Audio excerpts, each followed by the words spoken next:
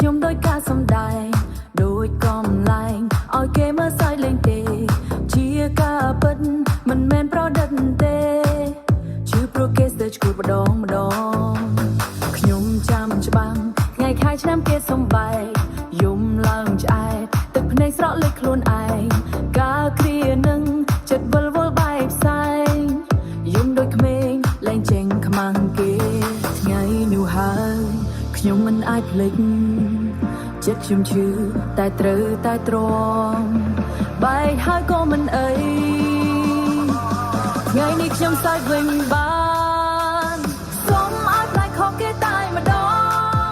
ចូលរួមផងបងប្អូនមិត្តប្រុសស្រីមកសប្បាយកម្មវិធីទៅចេញថ្មីគម្រប់ខួបថ្ងៃសង្សារសម្បែ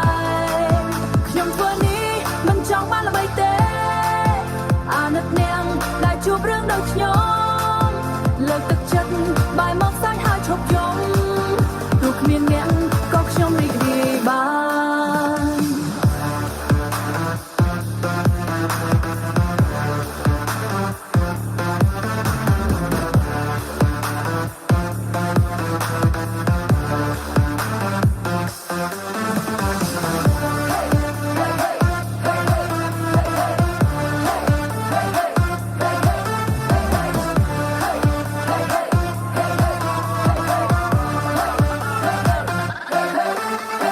ធ្លាប់ស្រឡាញ់